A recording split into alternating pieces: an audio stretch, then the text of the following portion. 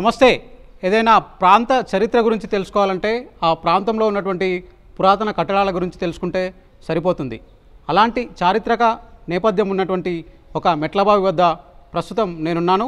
రంగారెడ్డి జిల్లా మహేశ్వరం గ్రామంలో ఉన్నటువంటి మెట్లబావికి 400 ఏళ్ల ఘన చరిత్ర ఉంది. ఇంతకీ ఈ మెట్లబావికి ఉన్నటువంటి చరిత్ర ఏంటి, ప్రస్తుతం ఇక్కడ పునరుద్ధరణ పనులు ఎలా జరుగుతున్నాయి, ఇక్కడ ఉన్నటువంటి స్థానికులు ఏమనుకుంటున్నారు, ఏబిఎన్ స్పెషల్ స్టోరీలో తెలుసుకుందాం. పురాతన కట్టడాలు, ప్రాచీన నిర్మాణాలు చరిత్రకు సాక్ష్యాలుగా ఉంటాయి. కొన్ని నిర్మాణాలు సాంస్కృతిక సాంప్రదాయాలకు ఆనవాళ్లుగా కనిపిస్తుంటాయి. మరికొన్ని ఆయా కాలాల్లో ప్రజల అవసరాలకు తగ్గట్టుగా నిర్మించినవి. ఇందులో మెట్లబావులు ప్రముఖమైనవి.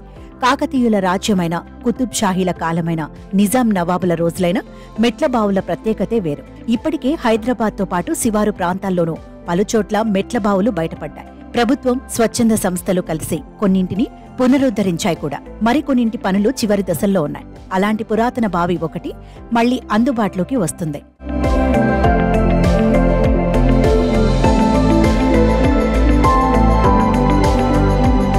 చూడగానే ముచ్చటేసే ఎంతో ఉపయోగకరమైన మెట్ల బావొకటి రంగారెడ్డి జిల్లా మహేశ్వరం గ్రామంలో పునరుజ్జీవనం పోసుకుంటోంది. దాదాపుగా అందుబాటులోకి వచ్చేసింది.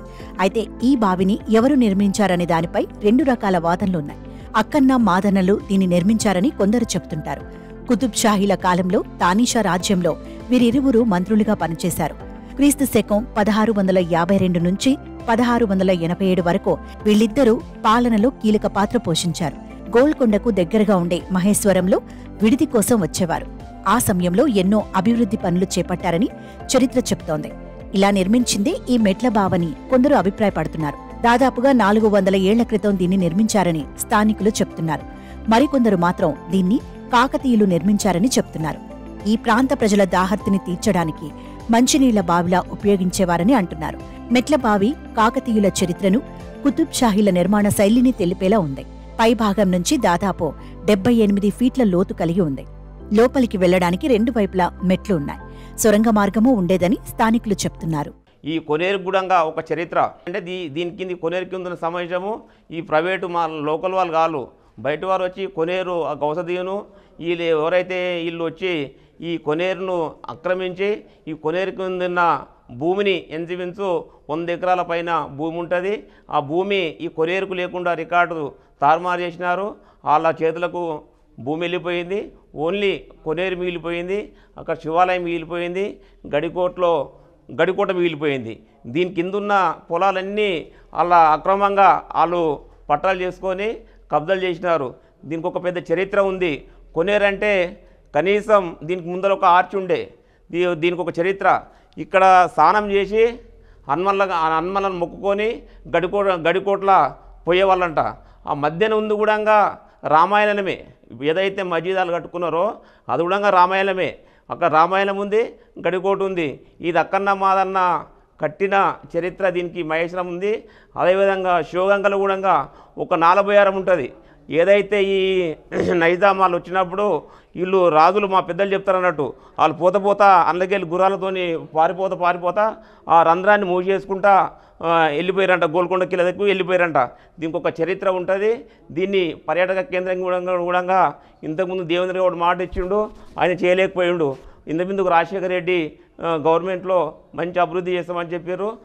మొన్న డబ్బులు తెచ్చారు. దీన్ని మంచి పర్యాటక కేంద్రం చేయాలని చెప్పేసి మా మహేశ్వరం గ్రామం నుంచి మేము కోరుకుంటున్నాం. ఇంకోటి దీని కింద ఉన్న ల్యాండ్ కూడా శివాలయం కింద ఉన్న ల్యాండ్ కూడా మీరు కొంచెం ఎంక్వైరీ చేసి గవర్నమెంట్ దృష్టికి తీసుకెళ్ళి దీన్ని కొంచెం పరిశీలించి దేవాలయం కూడా స్థలం చూపించాలని కోరుకుంటున్నాం. గతేడాది వరకు ఈ మెట్ల బావి అంతా చెత్తా చెదారంతో నిండి ఉండేది. పిచ్చి మొక్కలతో అపరిశుభ్రంగా ఉండేది. అయితే పురాతన కట్టడాల పరిరక్షణలో భాగంగా అప్పటి ప్రభుత్వం ఈ మెట్ల బావిని పునరుద్ధరించేందుకు చర్యలు చేపట్టింది. దాదాపు 90 లక్షల రూపాయల నిధులతో పనులు మొదలుపెట్టింది. మెట్ల బావిలోని చెత్తా చెదారాన్ని, పిచ్చి మొక్కలను మొత్తం తీసేశారు. మెట్లను, రాతి గోడలను డంగు సున్నం, కలబంద, కోడిగుడ్లతో తయారు చేసిన ప్రత్యేక మిశ్రమంతో మరమ్మతులు చేశారు. దాదాపు పనులన్నీ పూర్తయ్యాయి. అయితే మెట్ల బావి చుట్టూ ప్రహారీ నిర్మించడానికి, ఆవరణలో పార్కును నిర్మించేందుకు ప్రస్తుతం నిధులు లేకపోవడంతో పనులు నిలిచిపోయాయి. మరో 20 లక్షల రూపాయలు నిధులు ప్రభుత్వం విడుదల చేస్తే మెట్ల బావి అందుబాటులోకి వస్తుందంటున్నారు స్థానికులు. మహేశ్వరాన్ని పర్యాటక ప్రాంతంగా తీర్చిదిద్దాలని కోరుతున్నారు. మరి కాకతీయ రాజులు రాణులు ఈ బావిలో స్నానాలు చేసి మరి వాళ్ళు స్నానాలు చేస్తుంటే వాళ్ళ ఉన్న కుటుంబీకులు అంతా ఈ చుట్టుపక్కల ఉన్న దాంట్లో నిలబడి వాళ్ళు సంతోషపడుతూ ఒకరు చేస్తున్నప్పుడు వాళ్ళు మీరు ఎలా చేస్తున్నారు అనేది వాళ్ళు అంటే వినోదం చేసుకుంటూ ఉండేవారు అనేది ప్రజల నుంచి వచ్చిన వాదన ఇది. తర్వాత కాకతీయ రాజులు పోయిన తర్వాత అక్కన్న మాదలకు అప్పచెప్పి మరి వారి కూడా దీన్ని వాళ్ళు ఎల్లవేళలా దీన్ని రక్షిస్తూ ఉండేవారు. అక్కన్న మాదన వారు దీన్ని ఇక్కడ బావిని, అక్కడ గడికోటను, అక్కడ శివగంగుడంగా అక్కన్న మాదలను పరిపాలించేవారు. ఈ తర్వాత వాళ్ళు పరిపాలించిన క్రమంలో ఔరంగజేబు ఇక్కడికి వచ్చి ఈ బావిని, గడికోటను, శివాలయాన్ని ధ్వంసం చేశారని అప్పటి ఉన్న మా జనము అంటే ఇక్కడున్న ప్రజల వాదన ఉన్నది. మరి ఆ వాదనతోటి ఇప్పుడు తర్వాత వాళ్ళు ధ్వంసం చేసిన తర్వాత ఇప్పుడు అంటే రోజులు మారుతున్న తర్వాత ఇక్కడ ఉన్న ప్రజలు అంటే గవర్నమెంట్లు ఇవందరూ సహకరించి ఇప్పుడు మళ్ళీ దిన అభివృద్ధి అభివృద్ధి చేయడం జరుగుతున్నది. చూసారుగా ఎంతో అందంగా తీర్చిదిద్దుకుంటున్నటువంటి మెట్ల బావిని. అయితే దాదాపు పునరుద్ధరణ పనులన్నీ కూడా చివరి దశకు చేరుకోగా ప్రస్తుతం నిధుల లేమితో పనులన్నీ కూడా ఎక్కడికక్కడే ఆగిపోయాయి. చరిత్రకు సజీవ సాక్ష్యంగా నిలుస్తున్నటువంటి ఇలాంటి పురాతన కట్టడాల గురించి, వారసత్వ సంపద గురించి మన భావితరాలకు తెలియజేయాల్సినటువంటి అవసరం మనపైన ఎంతైనా ఉంది. అయితే ఇక్కడి స్థానికులు మాత్రం ప్రస్తుతం ఆగిపోయినటువంటి పనులను వెంటనే ప్రారంభించాలని, దీన్ని పూర్తి చేసి ఈ ప్రాంతాన్ని మొత్తాన్ని కూడా పర్యాటక ప్రదేశంగా తీర్చిదిద్దాలని కూడా ఇక్కడటువంటి స్థానికులు మాత్రం కోరుతున్నారు. వీడియో జర్నలిస్ట్ ఫణితో శ్రవణ్, ఏబిఎన్ ఆంధ్రజ్యోతి, హైదరాబాద్.